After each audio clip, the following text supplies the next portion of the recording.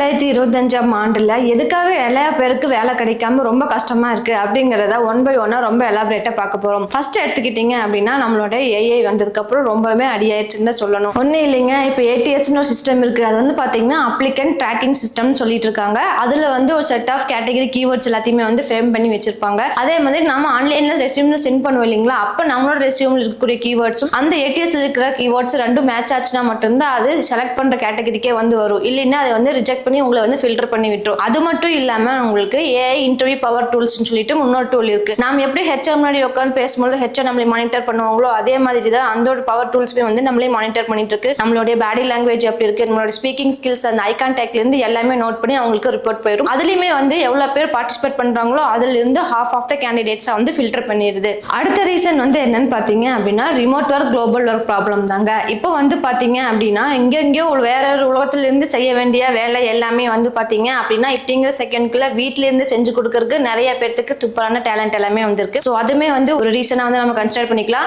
ஏன்னு கேட்டீங்க அப்படின்னா இப்போ நம்ம ஆஃபீஸ் போய் ஒர்க் பண்றோம்னாலுமே அவங்களுக்கு ஒரு 40,000 அந்த மாதிரி சம்திங் சேலரி கொடுத்துட்டு இருக்காங்க அப்படின்னா அவங்களுக்கு வந்து வீட்ல இருந்து ஒர்க் பண்றவங்களுக்காக ஒரு 20,000 கொடுத்தாலே போதுமானது, நாங்கள் வீட்ல இருந்து செஞ்சு கொடுக்குறோம் அப்படின்ட்டு இப்போ நிறைய பேர் ஸ்டார்ட் பண்ணிட்டாங்க. யாரை பார்த்தாலும் ஒர்க் ஃப்ரம் ஹோம் இருக்கா அப்படின்னு ஃபர்ஸ்ட் டைமே கேட்பாங்க. இதுவுமே வந்து ஒரு ரீசனா இருக்கு. அடுத்ததா வந்து பாத்தீங்க அப்படின்னா ஜாப் கட்ஸ் அண்ட் ரீஸ்ட்ரக்சரிங் தாங்க. இது வந்து பாத்தீங்க அப்படின்னா ஒரு போஸ்ட் பேண்டமிக் அப்படி இல்லைன்னா இப்போ கூட ரீசெண்டா ஏஐ ட்ரெண்ட் ஆனதுனால நிறைய பேருக்கு வந்து வேலை இழப்பு காரணம் நம்ம கேள்விப்பட்டிருக்கோம். ஏன்னு கேட்டீங்க அப்படின்னா இப்போ சூப்பர் லேட்டஸ்டா ஆட்டோமேட்டடா எல்லாமே ஒரு ஏஐ பட்டன் தட்டி விட்டோம்னா போதும், நம்மளுக்கு என்ன எக்ஸ்பெக்ட் பண்றோமோ அதுக்கான அவுட்புட் எல்லாமே வந்து கொடுத்துருது. ஸோ அது வந்து மேன் பவர் எல்லாத்தையுமே கம்மி பண்ணிட்டு டூல்ஸ் பவர் வந்து இன்க்ரீஸ் ஆகிக்கிறதுனால இதுமே வந்து ஒரு ரீசனா தான் இருக்கு. அடுத்த பாயிண்ட் வந்து பாத்தீங்கன்னா degree not equal to job. First பாத்தீங்க அப்படின்னா நம்ம என்ன படிச்சிருக்கோமோ நம்ம டிகிரிக்கு ஏற்ற வேலை கொடுக்கறத பார்த்திருப்பீங்க. இப்போ வந்து பாத்தீங்க அப்படின்னா வெறும் டிகிரி மட்டும் படிச்சா போதாதுன்னு சொல்லியிருக்காங்க. நம்மளோட போர்ட்ஃபோலியோ என்னன்னு கேட்கறாங்க, நம்மளோட சாஃப்ட் ஸ்கில்ஸ் அது போக எக்ஸ்ட்ரா ஸ்கில்ஸ் எல்லாம் என்ன இருக்கு அப்படிங்கிறது எல்லாமே வந்து பார்த்துருக்காங்க. ஸோ நம்ம வந்து அவங்க அப்கிரேட் ஆக நம்மளோட ஸ்கில்ஸ் வந்து அப்கிரேட் ஆயிருந்தா மட்டும்தான் இன்னைக்கு இருக்கிற மார்க்கெட்ல கண்டிப்பா நம்மளுக்கு வந்து வேலை கிடைக்கும். எக்ஸாம்பிளுக்கு சொல்லணும்னா டேட்டா சயின்ஸ், யூஎக்ஸ் டிசைன்ஸ் அதெல்லாமே பாத்தீங்கன்னா லட்சக்கணக்கான பேர் படிச்சு வச்சிருந்திருக்காங்க. ஆனா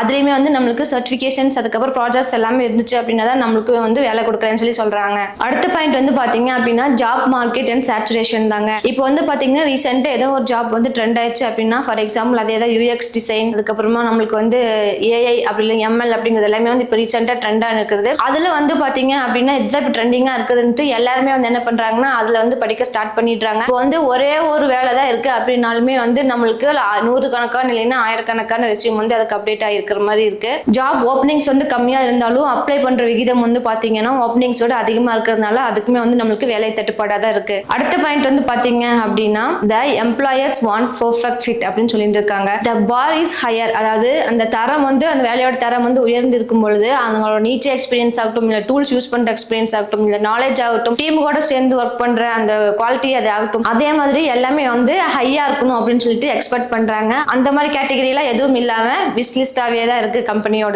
அதுவும் கூட ஒரு காரணமா ஆரம்பிக்கலாம். அடுத்த பாயிண்ட் வந்து பாத்தீங்க அப்படின்னா inflation and high living cost தாங்க. இப்ப இருக்கிற நம்மளுக்கு கரண்ட் லிவிங்க்கு எல்லாமே வந்து ஹை எக்ஸ்பென்ஸ் லிவிங்கா தான் இருக்கு. ஸோ இப்போ ஆல்ரெடி ஒர்க் பண்ணிட்டு இருப்பாங்க, அவங்களுக்கு வந்து சேலரி வந்து பத்தி இருக்காது. ஸோ அடுத்து நல்ல ஹை பே கொடுக்குற சேலரியா வந்து இருக்கும். அவங்களுக்கு வந்து சேலரி நிறைய கொடுக்கறதுனால ஃபர்ஸ்ட் இருந்து ஜாப் குவிட் பண்ணிட்டு செகண்ட் ஜாப்காக வெயிட் பண்ணிட்டு இருக்கும் பொழுது என்ன பண்றாங்க அப்படின்னா ஒரே ஒரு ஜாப் மட்டும் தான் நம்மளுக்கு வேகன்ட் இருக்கிற மாதிரி இருக்கும். எல்லாருமே வந்து அந்த காஸ்ட் ஆஃப் லிவிங்ஸ் எக்ஸ்பென்ஸ் இருக்குது இல்லைங்களா, அதை வந்து அதிகப்படுத்தணுங்கிறதுக்காக என்ன பண்றாங்க அப்படின்னு பாத்தீங்கன்னா நம்மளுக்கு எந்த ஜாப் அதிகமா சேலரி தராங்களோ அதுக்கு வந்து ஸ்விட்ச் ஆயிடுறாங்க. ஸோ நம்மள மாதிரியே வந்து நிறைய பேர் ஸ்விட்ச் ஆயிட்டு இருக்கிறதுனால அங்கேயுமே வந்து நம்மளுக்கு ஒரு பெரிய டிமாண்ட் ஏற்படுதுன்னு தான் சொல்றாங்க. ஒரே ஒரு ஜாப் ஓப்பனிங்ஸ்க்கு ஒரு நாளைக்கு 100 இல்லைன்னா 1000 ரெஸ்யூம்ஸ் வரதாகவும் சொல்லியிருக்காங்க. சரி ஓகேங்க, இப்போ இதுல இருந்து என்ன கன்க்ளூஷன் நம்ம பார்க்கலாம் அப்படின்னு பாத்தீங்கன்னா இது மேல சொன்னது எல்லாமே வந்து நான் ப்ராப்ளத்தை வந்து லிஸ்ட் அவுட் பண்ணியாச்சு. அதுக்கு எப்படிதான் நம்ம ஓவர் கம் பண்றது அப்படின்னு சொல்லி பாத்தீங்கன்னா உங்களோட ரெஸ்யூம் வந்து பர்டிகுலரா ஒன் ஜாப் மட்டும் டிசைன் பண்ணாம ஓவராலா எல்லா ஜாப்க்கும் அடாப்ட் ஆகிற மாதிரி நீங்க வந்து உங்களோட ரெஸ்யூமை ரெடி பண்ணி வச்சுக்கணும். அது போக உங்களோட பர்சனல் டேட்டாஸ், அதாவது இந்த லிங்க்ட்இன்,